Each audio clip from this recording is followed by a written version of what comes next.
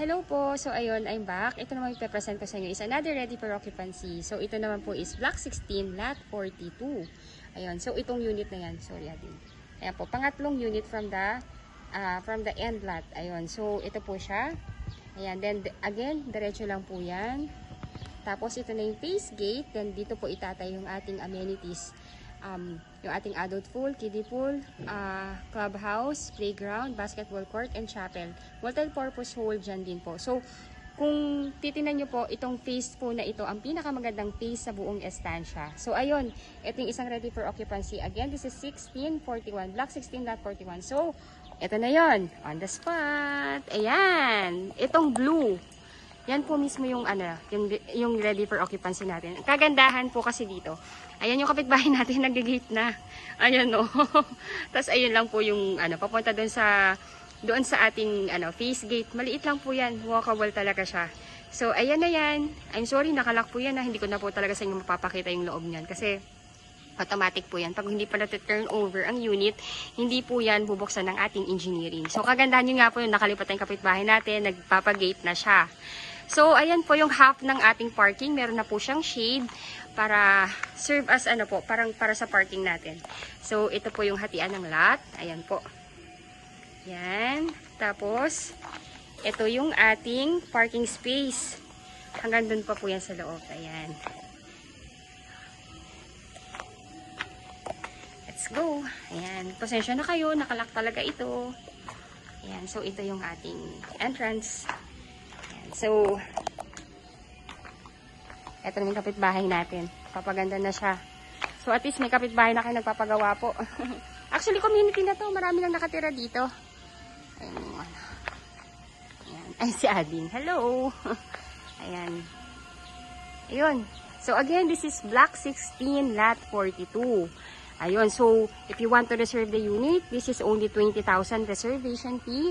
Then, the down payment is only 32,000. Una nyo pong gagawin is to reserve the unit, reserve 20,000. Then, within 30 days, dapat makash out natin yung down payment na 32,000 kasi ipapa-approve na po yan sa ating bank financing. For 25 years, this is only 19,000 per month. Lahat po ng inner is 19,000 per month. Mag-iiba lang doon sa corner kasi mga corner lot yung medyo mataas na po talaga. Ayun. So, let me know if you're interested to reserve the unit. Again, I'm Miss Say Caranza, licensed real estate broker based in Cavite. And I have two best agents na sumasagutin ng inyong inquiry na sina Miss Stephanie Francisco. Hello, Steph! Si Miss Stephanie Francisco at si Miss Ella de la Cruz. Pero si Ella kasi hindi namin kasama. Nasa Bulacan siya ngayon. So, at least you would have the idea. Talagang in-effortan namin to para makita niyo yung mga units na pwede nyo pagpilian. Thank you so much for watching and marami pa akong ipapakita sa inyong unit. Thank you so much. Bye po! Hello everyone! So again, I'm back. This is Miss Say Caranza, your licensed real estate broker based in Cavite. And right now po, what I'm showing you is yung actual map ng ating Estancia Enclaves dito sa along highway ng Tansa Cavite. Ayun po, so what I'm showing you right now is yung available na unit natin. So, I just want you to appreciate kung gaano kaganda yung natin, subdivision. Kasi gusto kong makita ninyo kung ano yung point of view ko bilang broker ninyo. Ayun po, so kaya sobrang favorite ko tong Estancia Enclaves. Kasi, number one, siya po yung namumukod tangi na subdivision talaga dito sa Cavite na along highway mismo ha. I'm not talking about sa highway ng barangay or highway ng kung saan man po yan. I'm talking about doon sa mismong national highway ng Antero Soriano Road. Mismong highway po ito ng Tansa. Ito po yung road talaga ng Tansa na dire-diretso papuntang Centennial Road, going sa Cavitex, papuntang Coastal Road, Papitex, Paedsa, and Pamanila. Ganun po kaganda yung location niya. So, from here, ito po yung ating road or yung ating main road ng Tansa Cavite, which is the Antero Soriano Road. So, dito po sa road na to, dito talaga dumadaan yung mga buses going sa PTEX Terminal, going Mall of Asia, mga UB Express going Mall of Asia, mga jeep or mga BP buses going SM Bacoor and Pasapote Las Piñas. Imagine nyo, bababa lang po kayo ng transportation, then walkable na yung phase. From here po, mga 300 to 400 meters, phase na po ng subdivision po. So, kaya sobrang dami po talagang ito na dito kumukuha and gusto po na along highway, ito po yung number one na pinakamaganda po talaga actually. Kasi yung mga ibang subdivision na along highway po dito sa Cavite is sold out na. Ayun po, so namumukod-tangi na lang po talaga tong subdivision na to. And ayun po, so again, ang ating travel time from here, pag dito po tayo galing sa ating subdivision, 40 minutes travel time lang po yan going sa PTEX and Naiya Road. Ganun po siya ka-commuter friendly and 24/7 access. Kaya kahit anong oras man kayo sa araw na to or sa araw man na lalabas kayo, sigurado pong may masasakyan kayo na bus kasi dito po talaga lahat yan dumadaan. So, ayun po. Before further ado, again, I'm Miss Yay Caranza, licensed real estate broker based in Cavite. Ayun po, you can add me in my Facebook account and please, if you are new to my channel, please do me a big favor po. Please subscribe and hit the bell button found at the lower right of this video screen. Ayun po. And please do like my video na rin po. Malaking tulong po yan sa akin para makagawa pa po ako ng ibang vlogs about sa mga pabahay natin dito sa Cavite. So, ayun. So, let's go na. Ayan po. So, ito po parang virtual tripping na rin ano po. Pero, please watch nyo po yung mga ibang vlog ko po about sa Estancia Enclaves para mas ma-appreciate niyo kung gaano kaganda itong property na to. Kaya, sobrang favorite ko po talaga to. Ayun po. So, ayun. So, pasok po tayo. Pakita ko lang po muna sa inyo yung master plan. So, ito yung buong subdivision. Ito yung kabuuan. Ito yung phase na may ready for occupancy na. Ito po yung mga townhomes namin. And ito rin po yung pinakamagandang phase sa buong Estancia Enclaves. Then the rest po, yan yung mga ibang phases. Ito po sa yellow na to, dyan po nakatayo yung mga ready for occupancy namin na townhomes.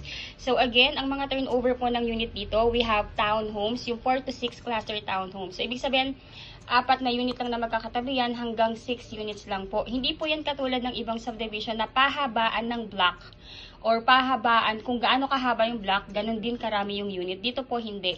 Every ano po yan, every 4 house po magkakat yan. Kumbaga may end lot. Ayun po. 4 na units na magkakatabi hanggang 6 units. Then, ayun po, so may townhomes po dito at merong duplex or twin homes. Parehas po yun, pag tinurn over, complete, finish with tiles. So, ito naman po, itong townhomes natin, pag tinurn over po yan sa inyo, meron na po yung vinyl tiles, meron na yung vinyl tiles sa ground floor, may vinyl tiles na rin sa second floor, and yung ano po, and yung stairs po, naka-wood stairs po yan. Kaya, kumbaga po, talagang lilipatan na lang siya. Then, 3 bedrooms, 2 toilet and bath. May 1 car garage with provision for laundry area and dirty kitchen. Sa likod po yun. Kaya, ayun po, kaya if you want po na mag-extend pa sa likod ng property ninyo, you can do that po. Kasi nga po may space pa sa likod.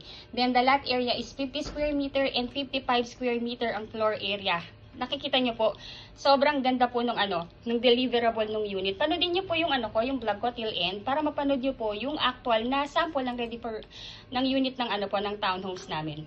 So ayun, let's go, pasok tayo. So ito yung main road or yung main avenue ng subdivision. Diretso po 'yan. Then, merong rotonda, may roundabout po dyan. Ito po, papunta sa kabilang phase. Ito po yon. Tapos, pag kabilang rotonda, papunta na po dito sa phase na to. Ito pong phase natin, paglabas ng gate, ito na mismo yung amenities. Yung amenities po na yan, dyan itatayo yung adult pool, kiddie pool, clubhouse, picnic ground, playground, basketball court. Kaya, nasabi kong ito yung pinakamaganda kasi, ayan o, katapat lang po. Kumbaga, kung yung mga anak ninyo, yung mga kids ninyo, gustong mag-recreational activity and make friends, ito pwede na nilang puntahan to. And also po, by the way po, ongoing pa po yung, yung development ng ating amenities. So, inuna muna yung residential natin. Pero eventually, tapos na nito kasi right now, ongoing na yung pagtatayo. Ayun po, so, ayun po, pasok lang po yan dito. Ito na yung gate. Ayun po, sorry. Yung mga nakapo lang yan po yung mga na-reserve na ng mga client namin. Ganun po kabilis. Again po, from 3.1 million down to 2.6 million. Nililiquidate na lang talaga itong mga available na unit para po maubos na namin. Kasi masyado kaming focus dito sa bagong phase. Itong bagong phase kasi na to, dito ilalagay yung mga twin homes or duplex. Pero hindi pa po yung RFO ha. Unlike yun nandito, twin homes. Yung townhouse natin dito is RFO na. Ayan po. So, ito yung mga available nung last week. And ayan po, pagka-vlog ko, reserve ka agad. Lahat online reservation po. Ganun po kabilis. Kaya ayan po, yung available natin na unit dito is ito. Itong Block 17, Lot 43. Block 17, Lot 38. Ito. Tapos, Block 16, 46. Block 16, 42. Block 17, 27. Block 12, Lot 3. Kung ayaw nyo na may katalikuran, ito maganda to. Ayan po. So, ang kagandahan po dito, mukha lang siyang malaki sa face ha. Pero, if lalakarin nyo, dire-diretso lang naman po yan. Malapit lang po siya kasi ako yung binablog ko yan. Nilakad lang namin yan from here, papunta dito sa mga available na unit. So, watch nyo po yung aking mga vlogs. Mapapanood nyo po yung mga video ng actual unit ng mga binabanggit ko. At least para makapili na kayo. Yan na lang po yung available. So, right now po we have 1, 2, 3, 4, 5, 6, 7, 8. 8 units left. Ayun po. So, open house kami this coming Saturday. Ayun po. So, wag niyo na pong intayin mag-open house kasi pag nag-open house kami sa Sabado, sigurado sold po yan. Ayun po, so you can do your online reservation. Let me know lang po kung anong unit yung nagustuhan ninyo para at least ma-hold ko na po yan. Then ipo-forward ko po sa email ninyo yung reservation form agreement para mapirmahan na ninyo and isend back nyo po sa akin. Kung kayo po ay OFW at wala sa Pilipinas, all you need to do po ay magtalaga lamang kayo ng representative na siyang pipirma in behalf ninyo pertaining sa pagkuha ng inyong property dito sa Pilipinas. Ayun po. Tapos po, yung mga documents or requirements na kailangan namin sa inyo para ma-process ang inyong housing loan sa bank, you can email lang naman po yan sa akin. Then, ipiprint ko yan, ipafile ko na yan. Ako na pong bahala mag-send yan sa developer natin. Then, pag may approval na at hindi pa po kayo makakauwi sa Pilipinas, ang magsasign in behalf ninyo dun sa loan approval ng bank sa housing loan is yung representative ninyo. So again, yung representative po ninyo kailangan is immediate family member. Bawal po ako, bawal ang kaibigan, immediate family member po. Like asawa, anak, kapatid, magulang na nag-i-edad na 21 to 55 years old. Kung wala po, kung ang family po ay nasa ibang bansa, pwede pong pinsan ninyo, bayaw, hipag, or in-laws as long po na nandun sa circle ng family ninyo. Ayun po. So, ayan. I'm just presenting to you po yung actual location ng ating mga units. Again po, you can do your online reservation anytime po. Let me know lang po para masend ko po sa inyo yung reservation form and yung SPA form. By the way po, yung SPA form po yun, magagaling po yun sa amin.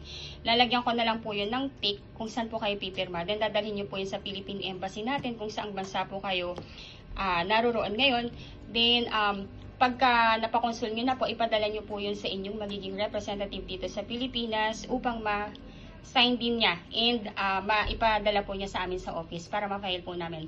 Pero if ever man po na magkakaroon kayo ng hassle or medyo nahihirapan po kayo sa pagpapakonsularize, let me know po. Baka pwede natin gawan ng paraan yan dito sa Pilipinas. Let me know lang po. At least matulungan namin kayo sa part na yon. Ayun po, so itong computation naman na po, itong pinapakita ko sa inyo is yung computation natin for the inner townhomes. Ayun po.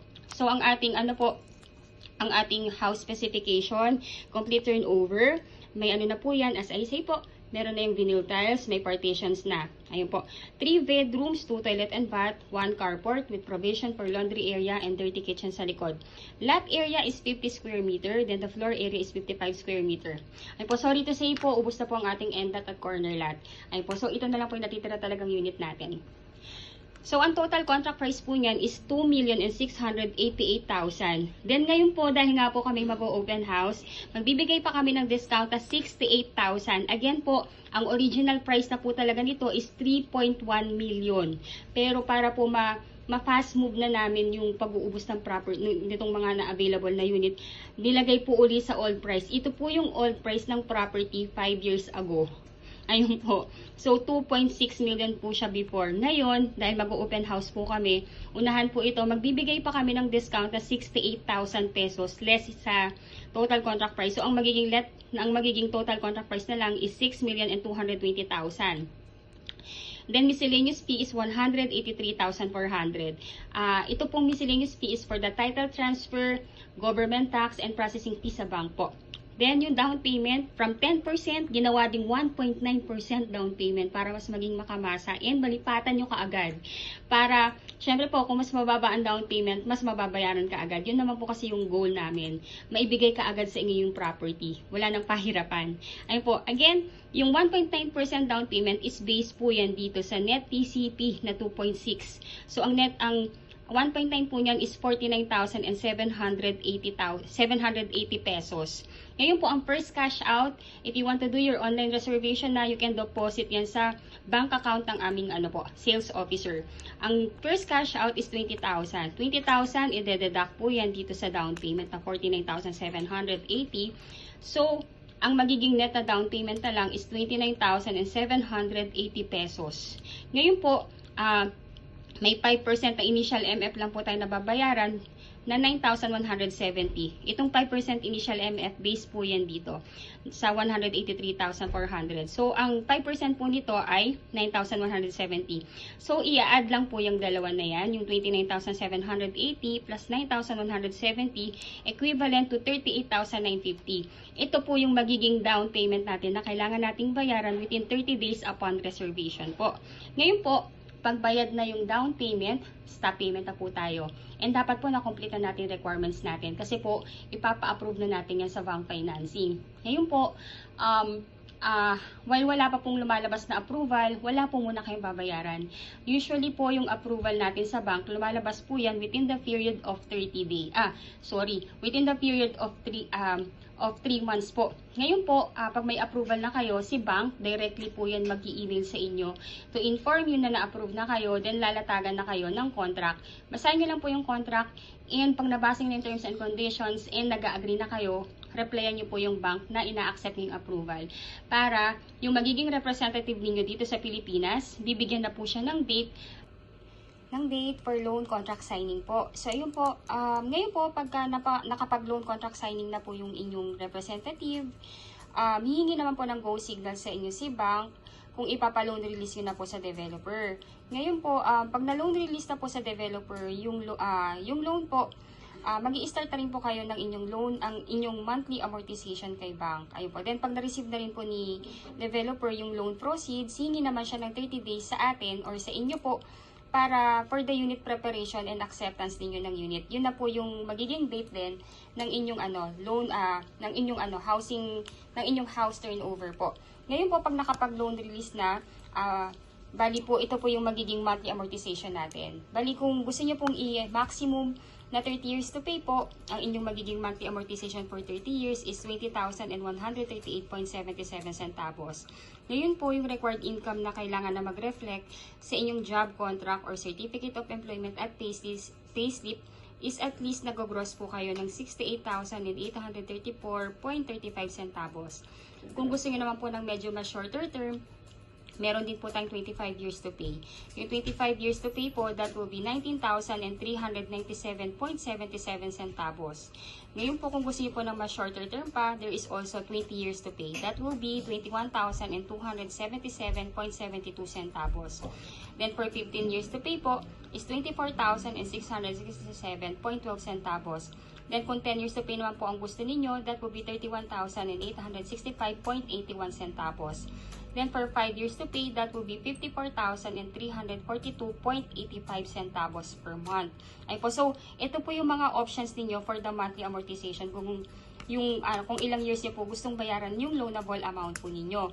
Ngayon po, pag na-approve na rin po kayo and nakapag-loan contract signing na kayo, babayaran niyo na rin po itong miscellaneous, itong move-in fee na 15,000. Itong move-in fee po na ito is para po yan sa application ng Meralco at ng water po ninyo. Ngayon po, para at least hindi na po kayo yung mag-a-apply nito or yung representative ninyo, bayaan nyo na po yung admin natin ang maglakad lahat nito. Para at least paglilipatan nyo na, meron na po itong utilities or iintayin nyo na lang maikabit ni Meralco yung inyong kuryente po. Ayun po, so again, if you are an OFW at wala sa Pilipinas, all you need to do po ay magtalaga lamang po kayo ng inyong representative na siyang pipirma in behalf po ninyo sa pag-acquire ng property natin ninyo dito sa Pilipinas. So again, ang representative po ay dapat immediate family member. Hindi po pwede ako, hindi rin po pwede kaibigan. Dapat po immediate family member like asawa, anak, kapatid, or magulang na nag-eedad ng 21 to 55 years old. Ngayon po, kung ang family po ay nasa ibang bansa na rin, pwede po kayong mag-assign ng inyong pinsan, bayaw, hipag, or pamangkin, basta po nasa loob ng circle ng inyong family and makikita, magre-reflect na kaipilido nyo siya or ng inyong asawa. Ayun po. So, again po, ayun po, bali po, ang inyong magiging requirements, as an OFW client po, 2 valid ID with 3 specimen signature, husband and wife if married. Then marriage certificate if married, birth certificate plus Senomar if single. Then number 3, 1x1 ID picture or selfie picture with white background, husband and wife if married. Then TIN ID ninyo, husband and wife if married. Ngayon po kung wala po kayong TIN ID, meron po tayo ditong contact na pwedeng doon tayo magpagawa. Ayun po. Then number 5, latest job contract or latest COE with compensation po. Then latest 3 months payslip, visa, permanent residence ID, oath of allegiance, proof of dual citizenship or any that is applicable. Any of this po, kung citizen na rin kayo sa bansang pinagtatrabahuhan po ninyo ngayon. Then number 8, latest arrival and departure stamp. Yun po yung nasa passport po ninyo. Then number 9, SPA form. Itong SPA form po na ito, manggagaling po yan sa ating developer. I-email ko po yan sa inyo kasabay ng reservation form. Ngayon po yung SPA form, ipiprint nyo po siya, then pipirmahan ninyo, then dadalhin sa Philippine Embassy kung saang bansa po kayo ngayon. Then isasend nyo po yan, yung original po mismo, sa inyong representative para mapirmahan din niya. And isasend po niya via LBC sa aming opisina, or pwede rin po siya magsadya sa opisina namin para personally na maibigay po niya yung SPA form. Ngayon po, kung isa rin po kayo doon sa mga kababayan natin na medyo nahihirapang magpa-consular sa Philippine Embassy because malayo or walang time or ayun po or for any reasons po, let me know po. Check natin, baka pwede natin gawa ng paraan yan dito sa Pilipinas. Sabihan nyo lang po ako kung ano yung hindrances. Let's see, baka kaya naman natin gawa ng paraan yan dito.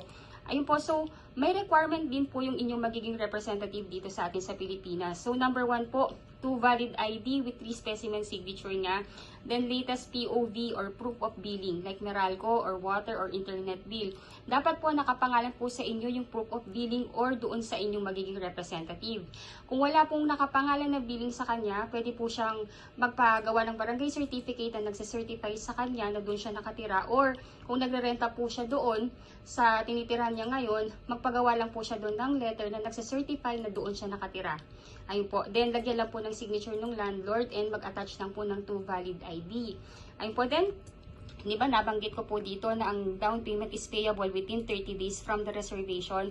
Ngayon po, ang reservation fee kasi pwede pa ninyong i-deposit through online sa aming bank, sa aming sales officer. Pero ito kasing down payment na total of 38,950 ay dapat po naka-ano po yan, dapat po ay naka-manager's check. So ito pong 38,950, kung ipapadala nyo po yan sa bank account ng inyong representative or yun po sa inyong representative, i-request na lang po ng inyong representative na gawing manager's check po ito. Bali, 2 manager's check po yun. Sa unang manager's check, ang ipalagay po is itong 29,780. Then yung second na manager's check is 9,170.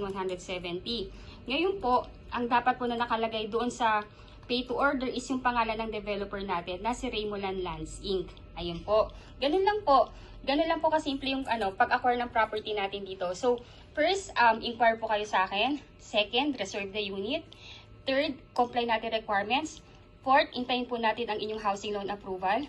Then fifth, housing turnover na. Ganun lang po. So, let me know po kung naiibigan nyo na yung property natin. Anong block, anong lot.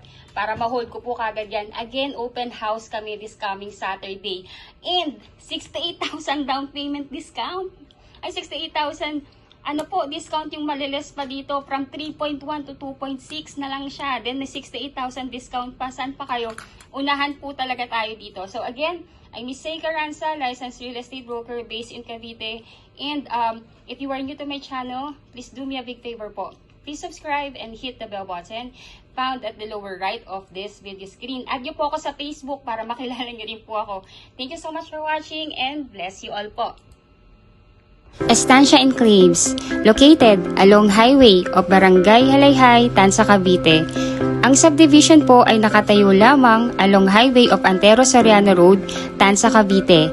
Just 40 minutes drive from PTEX Terminal and Naiya Road through Cavitex Expressway.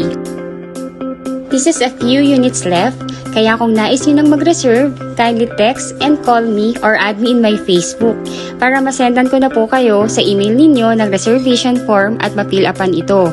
At ma-send nyo din po sa akin ang mga documents or requirements na available ninyo on hand. At kung kulang pa naman po ang inyong mga requirements ay maaari namang to follow po ito. Pagka-fill up po ninyo ng forms at pagka-send back po ninyo sa akin ng inyong reservation form ay maaari na po kayong mag-deposit ng inyong reservation fee sa bank account ng aming sales officer. Paki-screenshot na lamang po ang inyong proof of deposit upang ma-file at mabigyan kayo ng receipt. Any day po ay maaari kayong mag-tripping o ang inyong representative.